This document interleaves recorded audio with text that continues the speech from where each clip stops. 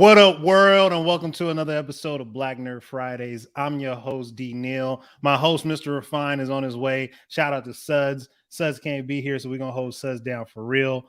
It's going down. This is the last day, holiday season edition, so we're not doing it Friday because we got to let the family enjoy the indigenous people holiday, okay, Thursday and Friday. Shout out to all the Native Americans, feel me, who got slaughtered by these colonization white people, but it's going down. And of course, Refine just hopped on. But you know who we talking about right now? We're talking about right here, Fables of Reclamation by Mr. Jared Bailey himself. Geek Wality Comics is going down. Hopefully he hop on in a second because I just sent him the link.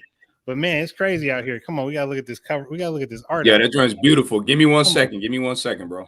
It's all good. It's all good. Take your time. Take your time. Like, come on, look at this. Look at this. It's beautiful artwork out here. The man did his thing. Shout out to Winston Gambro,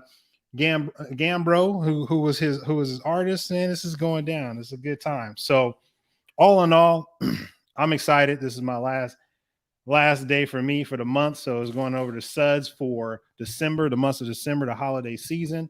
And as we usually do here, we love anime, manga, sci-fi, comics, movies, and more. But what else do we enjoy here at Black Nerd Fridays? Craft beer. So I'm gonna go ahead and throw it over to my main man from the bottom to the top right here, because we're here. Mr. Refine, what you drinking, man? Talk to Yo, listen, I got a lot of cooking to do today. It's going down, and I'm doing all the cooking. So I'm taking a light as of right now. This is Great Lakes Christmas Ale. It's the season.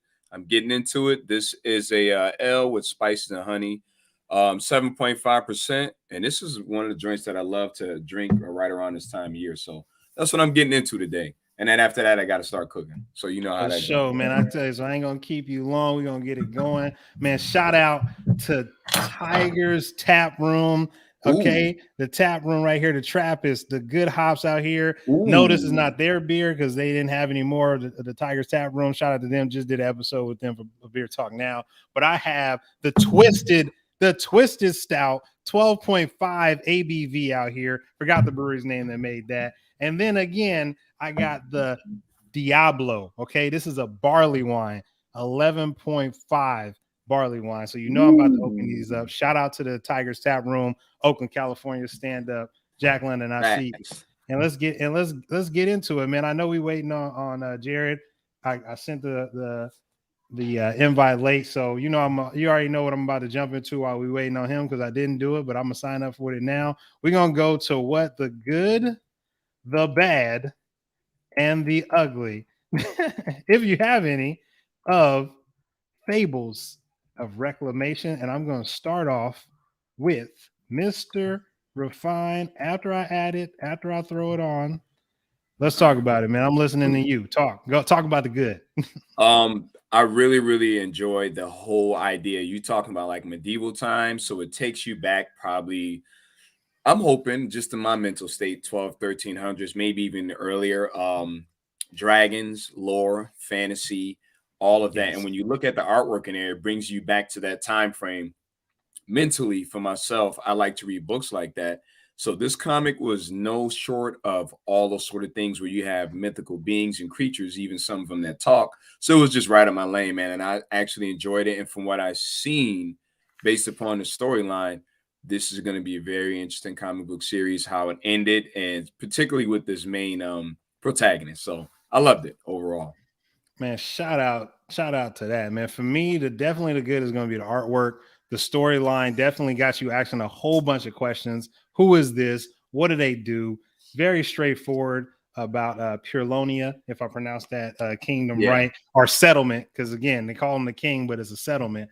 Right. And I really want to dive into more of the story. Definitely want to talk about Roosevelt, the main character, whose name is really not Roosevelt. He was given that name when he was enslaved by Purlonia. So that's something I want to talk about as well. So I definitely can't wait to this issue number 2, 3, 4, 5, just the whole series, and really see where this capacity to survive really takes our main character, our protagonist. So what do we say? What do we say about the bad, man? Let's talk about the bad. Be honest with you, I didn't have any bad, and one of the reasons why is it's a cast full of pretty much, from what I've seen, these are people of color. It looks like black people specifically, so I can't knock it down. They're just, again, this is me. This is my thought process. I didn't have any bad at all. Zero. I like where you going with that, Mr. Refine. It's all good. I It's had all zero. good, man. It's all good. I mean, the only thing the bad I had is that I was like, where can I get more? All right, cheers to you, brother. Shout out to Brick Terrarian. Hold this down, man. Brick Terrarian Beer Hut, man. If you know about the high ABV live, Georgia stand up. What's good with it? Facts. Definitely, definitely my bad was that I definitely wanted I wanted a little more. All right. I wanted a little more. It was a great introduction. I just wanted issue 1 to be like maybe 40, 50 pages. I'm just gonna keep it 100. So okay. That's just where I was at, man. Give me a little background story so I can make it happen. I see Jared just got on, so we're gonna get him on. And then go ahead and go with your bad, Mr. Refine, before we get I just did bad. You mean my ugly. Oh, you're ugly. My bad. Look at me. I said bad. My ugly is I wasn't too fond of the ghouls per se. The undead. I know who they were, and I understand their quote unquote purpose. I wasn't too fond of them.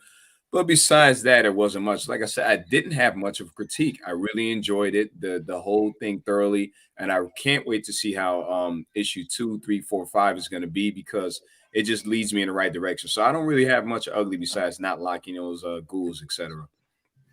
Got you. I ain't gonna front. I ain't got no ugly either, man. I ain't gonna lie. I mean, it's issue 1. I'm not gonna get on Mr. Bailey a little too hard on that. Again, issue 1, I love it. I just wanted more. I am a big swords and knights guy. I remember before I really figured out what the true King Arthur story was.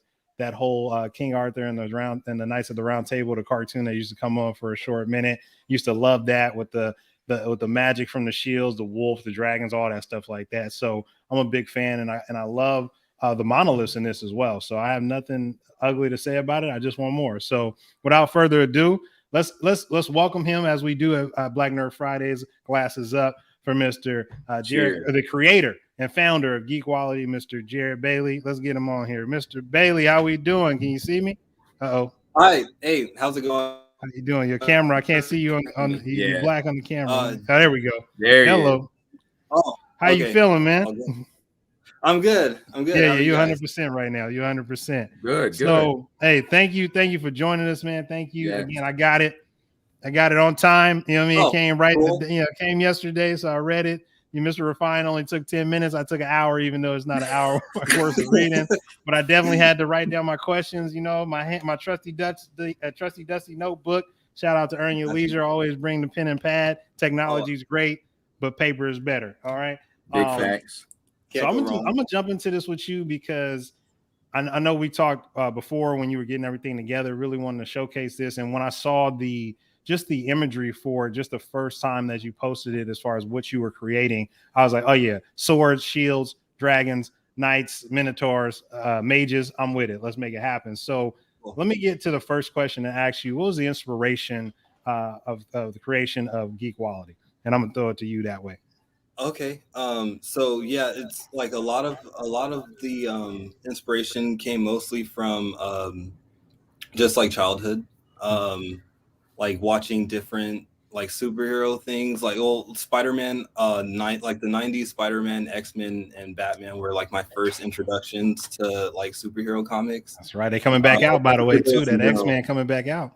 Oh yeah, that X-Men 97 announcement. Come on, man. Let's go. And they even had like the small like it was like a quick like sneak peek at like what their costumes look like. Oh man, it's like exactly like the way it was. Like I can't wait for that. I can't wait either, man. Excitement. Yeah. But yeah, just kind of stuff like that. And honestly, Rugrats. Like how like classic, man. And Doug, come on. Yeah, like the way they like imagine just different scenarios in their day-to-day life being like these big grandiose like adventures. Like I kind of always like gravitated towards that. Really like that.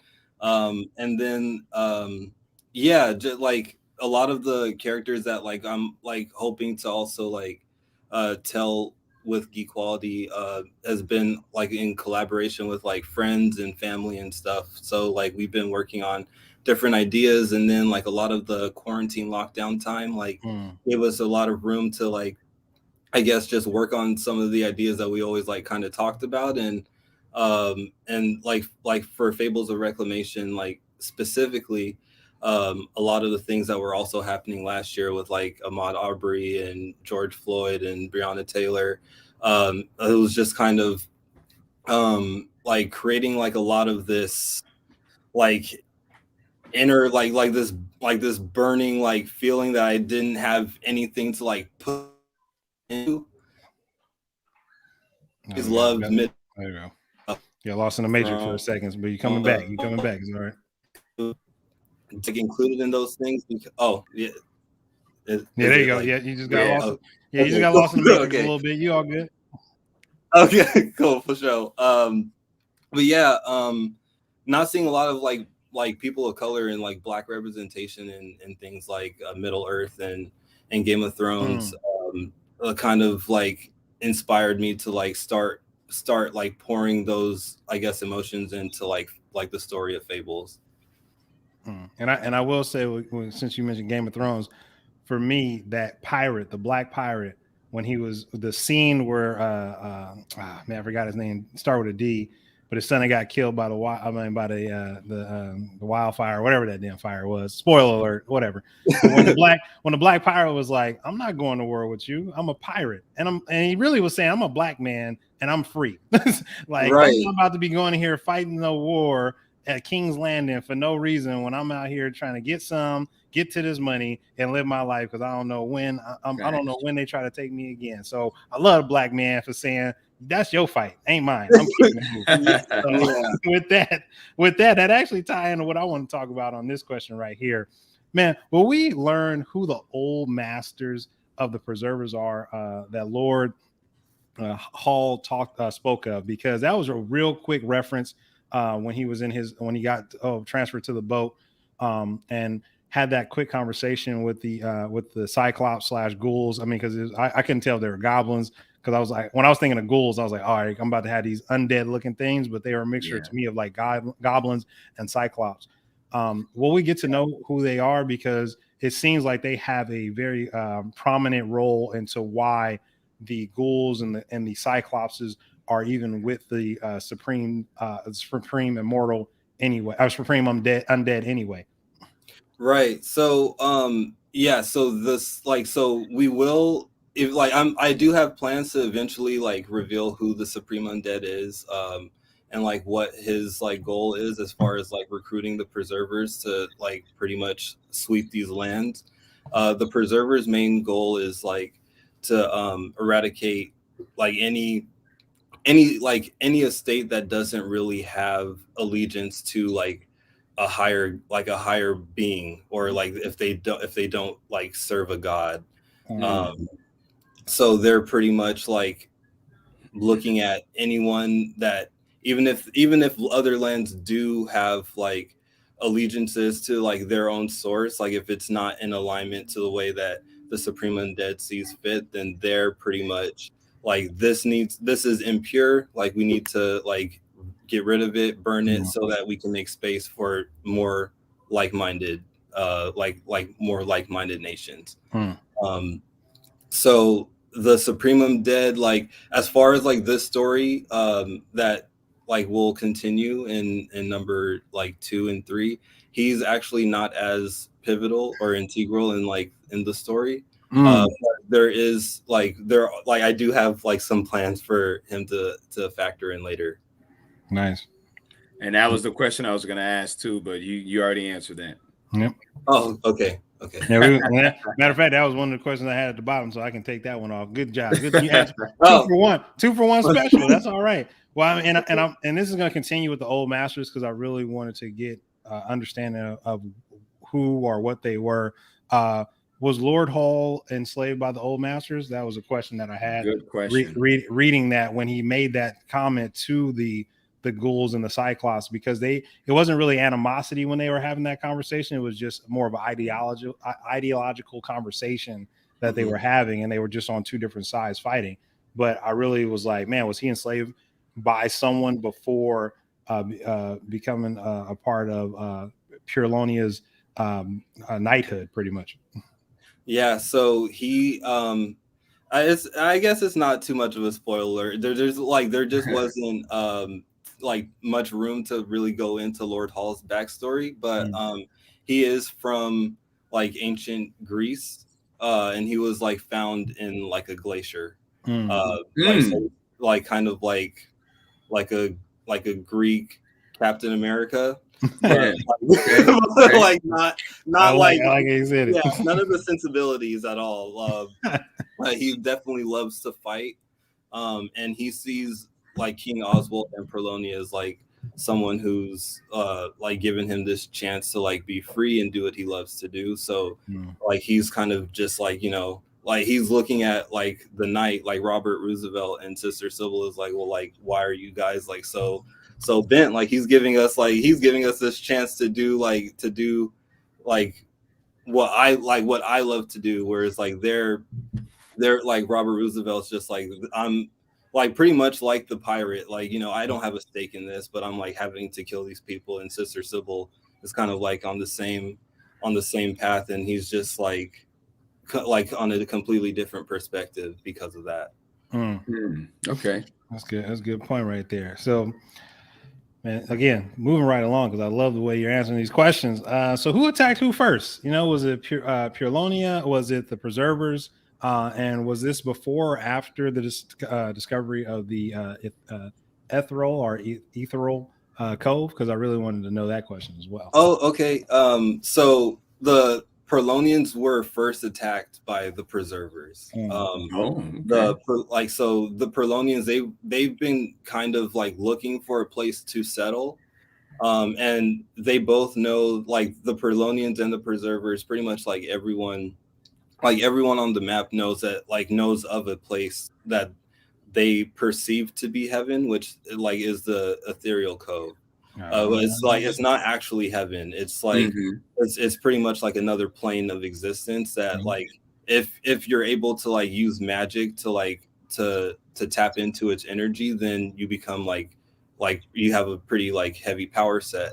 So they see it as like, oh, this is the shits, like we're like, this is heaven pretty much. So they're really trying to like gain dominion over its power, over like they're trying to control, like be like the head source of its like controlling like power. So the Preservers want to use it to basically carry out their mission of like getting rid of people who don't serve a god, because they see themselves as like the only ones fit to communicate with heaven. Whereas like the Perlonians, in order to survive the Preservers like global sweep, they're like, they start going to neighboring nations and like pretty much like pillaging, conquering, enslaving, to like make their numbers stronger to fight against the Preservers. Yeah, I got that. And I got a question on that coming in. I was about to ask something about that, but it was specifically pertaining to the Ethereal Cove. Yeah. I know traditionally when you use magic, etc., you always have to give something when you take something. If they tap into that power, does it mean that they technically have like an unlimited source where they don't have to give something in return of using that magic? Is that what that kind of is? Yeah. So yeah, they're feeling like it's kind of like a fair exchange. So like they're pretty much like they're like giving their autonomy pretty much, like, because the more they're able to like control it for themselves, the more of themselves they also lose. So it may have not been, I was trying to so with the monolith, they use the magic from the Ethereal Cove to like recreate, like to reanimate it, so that they don't have to use it on themselves. Like they found this other being that people don't really know about, like, or don't have any preconceived like ideas about like it's like his origins.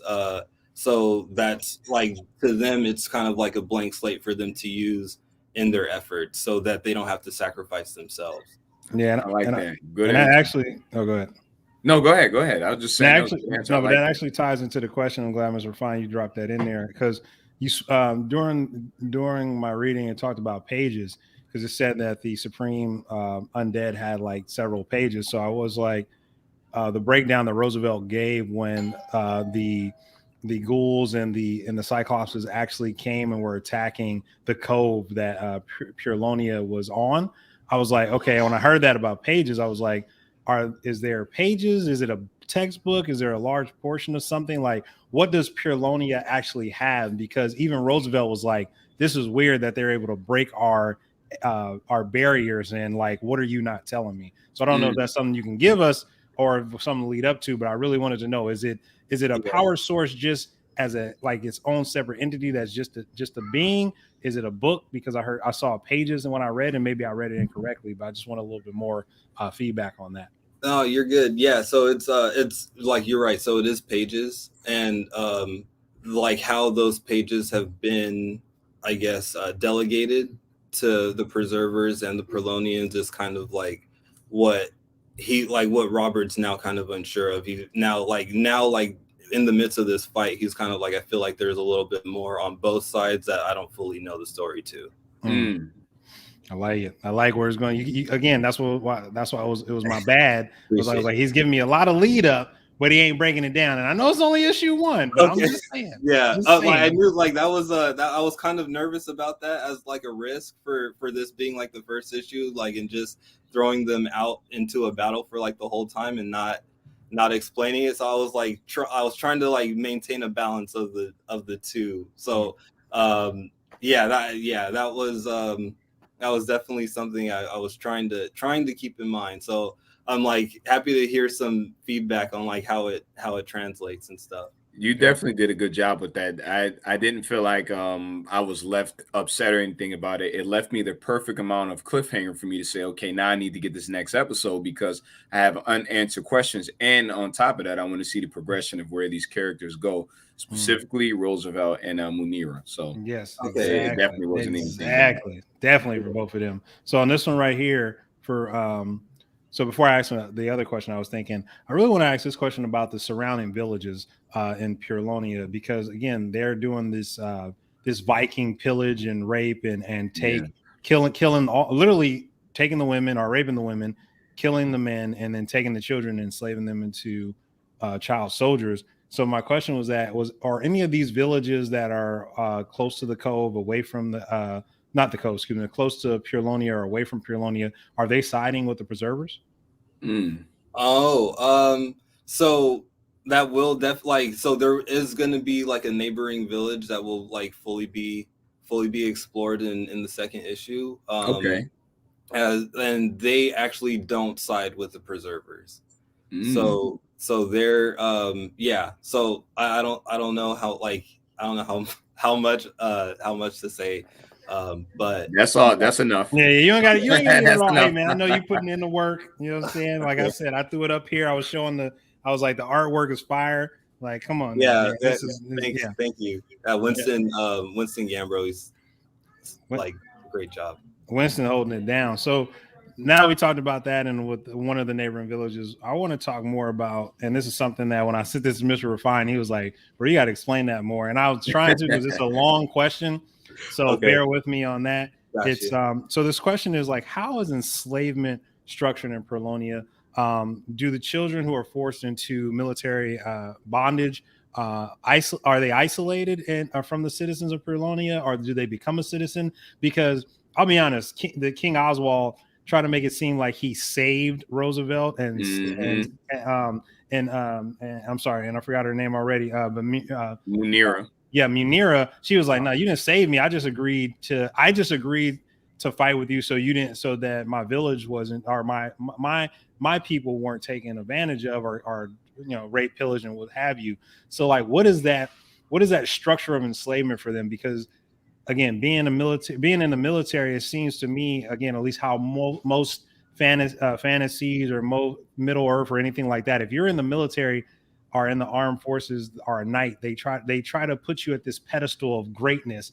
But reality is that for some, you may not even have any rights. So I wanted to know what that structure was when it comes to these children who just are thrown into becoming soldiers. Right. Yeah. So that's actually going to be like one of the core things that's focused on like with both Sister Sybil and Robert Roosevelt in number 2. Like it's going to take a look at them like after the war, and or well, like when they're not fighting, and what their roles look like as citizens. And he's like just what I can say for sure is it leaves Robert specifically with the sense of jadedness. Yeah. And he's going to be very he's going to have to walk this fine line between like apathy, because it's like it's better than the circumstances that like when he was first brought into this like the whole situation of the wars, because it's going to be like, well, it's a lot better than it used to be. And then he's like dealing with that and how it contrasts with like trying to establish equity for the remaining survivors of the people who were enslaved during the war's efforts. And like after the war is over, like what does that look like for those citizens? I think you might have had this question later on, but I wanted to understand what was your inspiration behind the creation of Munira, because she has something about her seems significant, but it also makes me question, not in a negative way, but who in your personal life did you draw from inspiration from her for her creation, or was that just something off the top of your head? Yep. So we took perfect example, right? He's always jumping on. He's doing. But no. So yeah, we wanted to know more about Munira or Sister Sybil, and we wanted to know if that's the people name or if that's her name. The Arishas. Arisha. She was like Grace of the Arishas. Like we wanted to know like more about her, that inspiration to Mr. Refine's point, but also just her as a character. Will we get to dive deep? Because she seems like, not even seems, let's keep it 100. She is the most powerful character that we've seen, hands down. Right. And we love it though. Shout out to all the Black women and and the magical power that they have. Let's go. Right. So that's pretty much like what the inspiration for her was. I feel like a lot of the times Black women like pretty much like hold down the fight for like equity and equality a lot of the times, just because of their I don't like to say resilience, because they shouldn't have to it's like you shouldn't have to like come back from something, but it's the fact that they never are allowed to like hold space in spaces where they say like we're so often told like you don't belong, or like you don't, like you should stay in your place, or like you should like stay in your lane or anything like that. And that does like, I feel like she does kind of I did get a lot of inspiration from like just Black women in my life, like my mom, my aunts, like church family members, like coworkers, just seeing like how they move and like trailblaze and really like lead, like they're like, because like Robert Roosevelt is he's the protagonist, but like Sister Sybil's pretty much like the one who's unbothered. Like she's just pretty much like unwavering in whatever like comes her way. And she's very like cognizant and clear of like what needs to be done, and also like where she stands. It's not it's not really a matter of debate for her. She's just kind of like this is like this is it. And yeah, like as far as like her channeling like, or her like speaking to Orishas, I chose her to have like magic powers because well, magic is dope. And thanks, man. You keep it I love it. I love the honesty out here, man. Magic is lit. I like, she has this system called Ife magic, which is like in your like Yoruban or West African language. Is like Yoruba, yeah. Shout out to all the Yoruba. My stepdad Yoruba, so I have okay, yeah. So, nice. Yeah, so it's like she she's pretty like she is by definition a witch. Just because like she has a connection and she does like believe in the Orishas, which are like they're pretty much like guides for humans towards like spirits, and there's different Orishan like deities and spirits that guide you towards success. And from her village, like her village were actually practitioners of witchcraft who would like create different spells to pretty much like harness Orisha like power, but not the actual deities individual powers. So it's like the fact that they like use the base of the power to like to manipulate the energy and the power of the magic into stuff like portals makes it like malpractice. So like they're regarded as like witches. So this is about to get deep, man. Because I definitely was like, no, I mean, because for her character, seriously, the power that she possesses and what she's shown, the way that she can sense magic, she can sense different spells and enchantments. But I was like, it's got to be more to her, and she almost seemed like the outcast in the sense because she was like, I'm only doing this with you because I want to make sure my people are good. And I was like, that right there already made her my favorite character, because to Miss Refine's point, I mean, to your point, I'm sorry, just how refined she was as far as what her mission was is very simple. It's the lesser of two evils. This person could come rape and pillage my village, and we could fight, and a lot of people can die, or I can go help this person out for whatever their goal is and say, leave us the fuck alone. And that is something that, to me, her as a character, I love the connection that she has with Roosevelt as more so as a guide of like, you have so much more, and you are thinking outside of just this this soldier bondage mindset, and you're like, no, like I'm still who I am, and that personality shines through, and that goes into way more topics that we could talk about just those two characters as a black man and a black woman, and that type of conversation that they had, because it wasn't like a mother-son type of conversation. It was like almost like it was like a sister-brother type of situation, where they were like, let me show you the experience that I've had being free, because you've been bondage the whole time. And so her character, seriously, and her character, like, I love that aspect, because like he still has the freedom and the mindset that she has, except that he's just a soldier. But it's just like he just shines through by just pushing forward. And it's very inspiring, but it's also I can tell how you're writing her and him. Man, it's like, bro, like you understand. It's going to be an interesting thing later on in the future. Yeah, exactly. That's all I'm trying to say. I could talk about this conversation. No, you can keep going, but I know I think it's going to be deeper than what you said. I think it's going to be some other relationship involved in that, and I'm gonna say that I hope it's not, because I don't want it to fall into that trap, that trope, excuse me. But I would definitely like to be like, this is you are greater than what this person is saying that you are. How they've raised you since you were a child. No, they didn't raise you, they took you. You know what I mean? So and that's a fact. So one of the questions I want to talk about is about Roosevelt. And see, because man, we are segueing in greatly out here, and I love it, because we're knocking down these questions, but really having some deep conversation. Like, I want to know, like, what progression of Roosevelt's gift to survive should we expect in the rest of the series? Because I think survival as being a gift or a skill is something that a lot of anime, a lot of manga touch on for certain characters, but it's never explored outside of like they'll just survive. I mean, like Domino is a character out of Marvel, and her ability as a mutant to like always just do high probabilities like for success for her to survive. But I want to know, like, what are you looking at to explore this skill, because you did talk about it in issue 1 as far as it could grow. It has its potential is like infinite. Okay, thanks. Yeah, so I definitely honestly plan to very soon kind of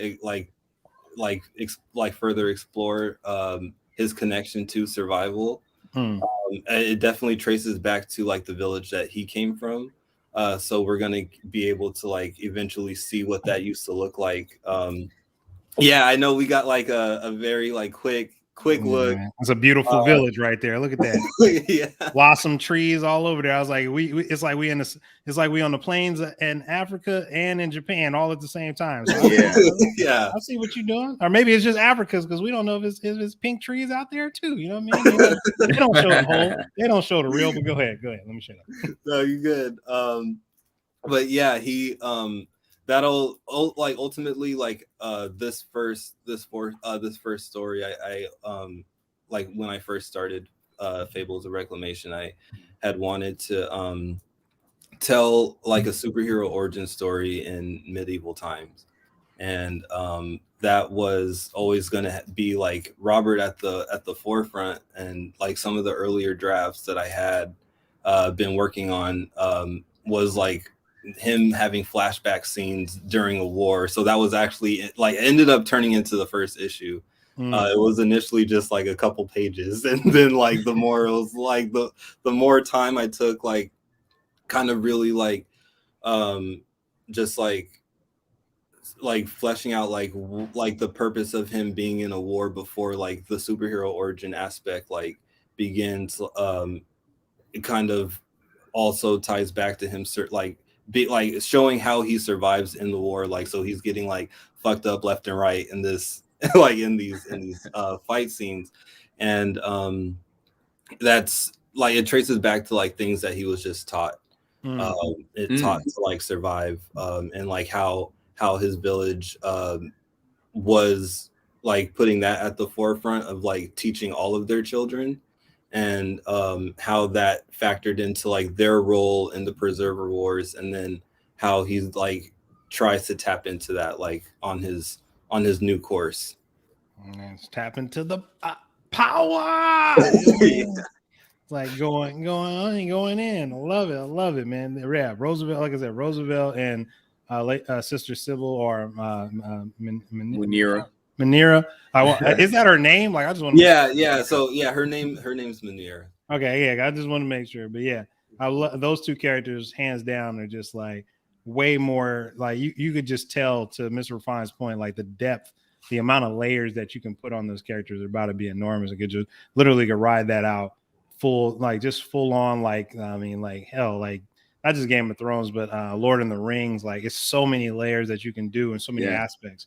So I'm looking forward to that. Yes. Now I do want to talk about the monolith, okay? Because the monoliths to me fire. Okay, they fire. It's like they just want to be one with the world, with Middle Earth or the world or universe, and they just like what you all are doing above the surface. Like you have no idea. Like you literally don't know. Like you are peons to the infinite aspect of the cove. But I want to ask this question anyway. So, the monoliths, do they want to keep magical balance, or are they just a neutral party that wants to be left alone? Because I really wanted to know that about the monoliths. Okay, yeah, they're pretty much a neutral party that wants to be left alone. Like they're at least like as far as their function on in the world. They really don't have any qualms or quarrels with anyone. I think it's because of like their size and outward, like their size and outward appearance. They're like it's easy to it's easy for the preservers to like create a narrative about them for people to be scared of, so that's like an easy target for them to like use the Ethereal Cove's power, because they're also already big. So then it's like when like they use the magic to like reanimate them into this like giant acid spitting dragon, it's like, oh, see, like this is like what we like, this is what they're like. And then a lot of that had to do with just like how I feel like a lot of like Black people, like a lot of narratives are written on just Black appearance. So I chose something that looked kind of like the Loch Ness monster, or like Creatures of the Black Lagoon, because those old monster movies back in the day were usually like intentional parallels on like Black culture and Black people, and like telling us like how like, or telling society through like science fiction and fantasy, like how to view people that look different, because it's always like a white girl that they're like kidnapping. like that, like the LeBron James in the front of that magazine when he was dressed up like supposed to be like the monkey, the King Kong, and they had the white woman. Yeah, I didn't like that either, man. Yeah, I got you. Okay. No, I got you. No, I'm just saying. I was thinking more along the lines of like the Kraken on Clash of Titans, and they were kind of taking advantage of him. But to find out the fact that he had that free will later on after Roosevelt helped him out, that was dope. So that surprised me a lot because I definitely was expecting that to be a controlled creature for sure. Yeah, man, that definitely is true, man. I do want to see more of the monoliths. I want to have more conversations with Roosevelt and Munira with them, because I think the knowledge that they have, because they live in the depths of the sea, but not only on that, they literally have watched from the depths of the sea and saw how humanity, the undead, everybody interacts. And it's like they were there, like probably in there when humans were coming out of the ocean. You know what I mean? So it's just they're characters who you want to know more about is what I'm really trying to get at. You really already answered this question, so I'm gonna move on because that was my question about what to expect from the Supreme Undead. But my last question here that I have is like, so what is the rollout schedule for Fables of Reclamation moving forward? Like what's the game plan for this series, and how are you going to just not only keep the buzz, but also keep people involved and engaged? Because let's be honest, with technology now, like you got in Japan too, like when it comes to a manga, like it's out, like they are pushing the limits every week. It's a manga coming out. And I mean, you look at One Piece, way over 1,000 episodes on the anime, but the manga, man, if you try to start reading that now, first 20 to 50 mangas, you're gonna be like, all right, I don't know what the hell's going on, and then you get good. So what's the rollout process for this, and how are you going to keep the audience involved in this story? Because it is a good story. Just coming off, if you are a fantasy reader, this is this woman right here. This is the main character to me. Even though Roosevelt is in front, this is the main character. But go ahead. Cool. That's it. Okay. So that the rollout schedule. This has all been like definitely a learning curve process. So I'm like honestly getting more like comfortable and confident in like outward engagement, and having more appearances, just like reaching out to local news local comic shops, nice.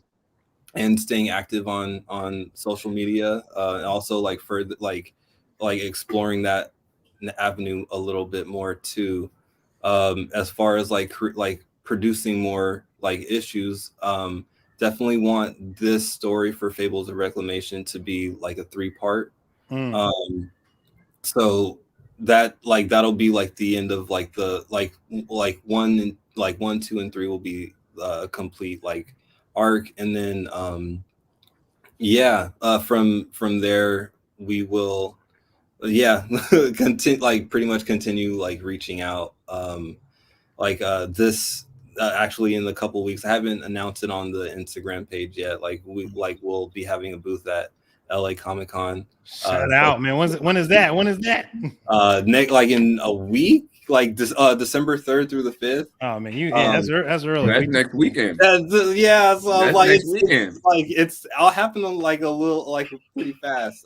But it's really exciting. Very exciting. It's a blessing, really. And just trying to honestly just keep hold myself accountable in terms of staying on the path to keep pushing the stories out there, and honestly seeing people's reactions and getting feedback is kind of a motivator and inspiring to keep doing that. Yeah, man. I like that. I definitely like that, because I always stress this every time, specifically when we have Black creators on, writers, comic book writers, etc. I always stress that this was frowned upon so heavily, specifically during our day and age.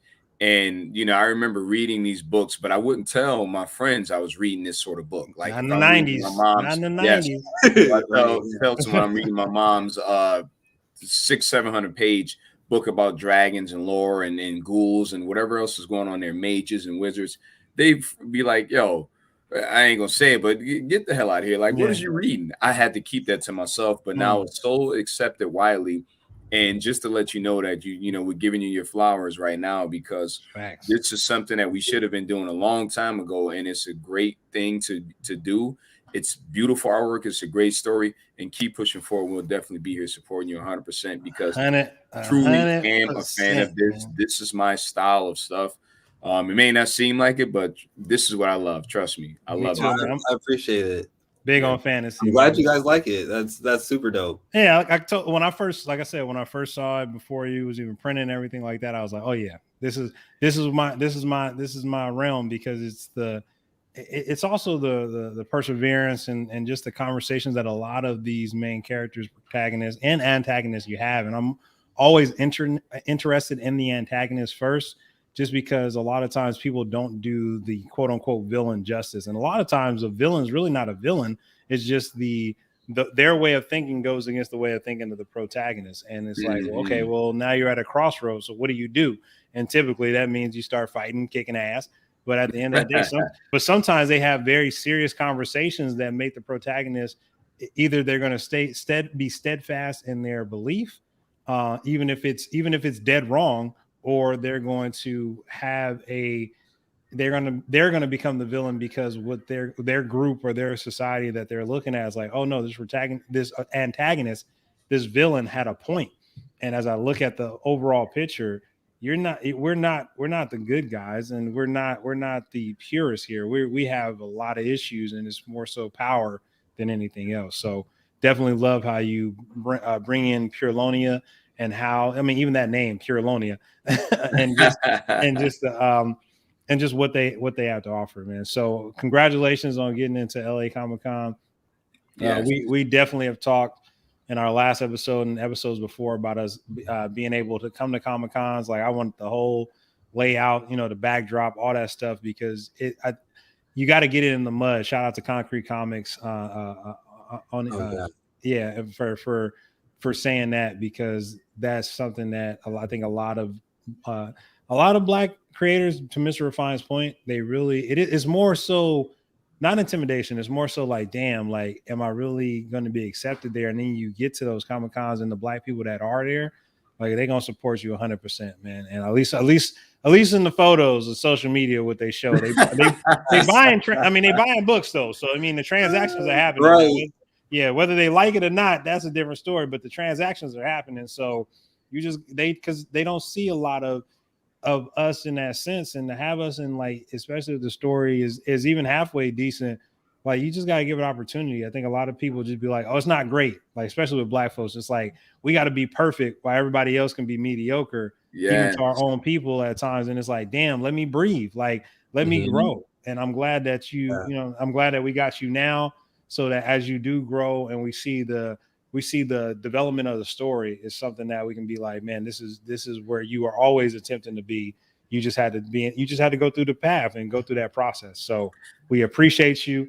I do want to say this before you end. Go ahead. Every creator that we've had this month, I've said their stuff has been excellent, and that's been no cap. I've loved everybody's work on here. It didn't matter what it was, what the theme was behind it. I've loved everybody's work. So I really, really enjoy this. And again, let you know that we're giving you your flowers, and we definitely like this sort of stuff. And to let everybody know, we out here and we here to stay, and we are here to support each other, because as Dee said, there is a community of us that is now open and saying, hey, man, we're around. We want to be here to support each other. And at these events are the time and places. But we are also here to highlight and showcase that by bringing brothers and sisters on who are in that field, and even people who are doing the cosplay. So shout out to you for taking your dreams and pushing that envelope and doing what you want to do, and also keep pushing. And again, we behind you 100%. Hey, Bless. Thank you guys so much. You're welcome, man. So let them know where they can find you, man. You got to give them the good send off. You know, your social media handles, your email, the website, all that. Give it to them. Give it all over to them. True. Yeah. So our social media handle on Instagram is Geek Quality Comics with an X. So COMIX, and we also have a website at geekquality.com. That's right. Geekwality.com. When is issue 2 coming? That's what I want to know. Yeah, that's a good question, man. TBD. But I like as soon as I have a definite date, it'll like I'll let you guys know. This artwork ain't cheap, man, and I love at the end. Just so I got to show. Oh no, is this no? That ain't the one. He was putting little. I don't know if that was you or your idea or the artists that were putting little. Come on, man! Like let's talk about it. Like this. Oh yeah, that's so that's like a quick glimpse into number 2. Come on, man! Look at the village. Look at the elephant though. The elephant fire with the gold on the all on my chain. No, anyway, but that's what I thought. As soon as I saw him, I was like, pop the Molly, I'm sweating. But man, I appreciate you. It's been another episode of Black Nerd Fridays. Mr. Refine, man, you my brother. You hold me down always. You always know. Dr. Sudz, we love you, and we can't wait for you to come. We can't wait for your month of December to hold it down. Go check out get this man's comic book. Go to geekwality.com. Come on, man. All you got to go is Black Nerd Fridays and go see who we follow.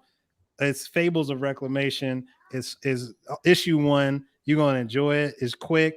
The artwork is beautiful. Fire. And it's just a good time, man. So check y'all out. Enjoy your Indigenous People Day, man. Shout out to all the Native Americans who got killed by these white colonizers. And I love how it's becoming the browning of the United States. And it's going to continue because they're going to try to get rid of us, but they need us because they ain't know how to work in the first place. It's Black Nerd Fridays, and we out. Like I said, go get the damn book. Don't play this, man.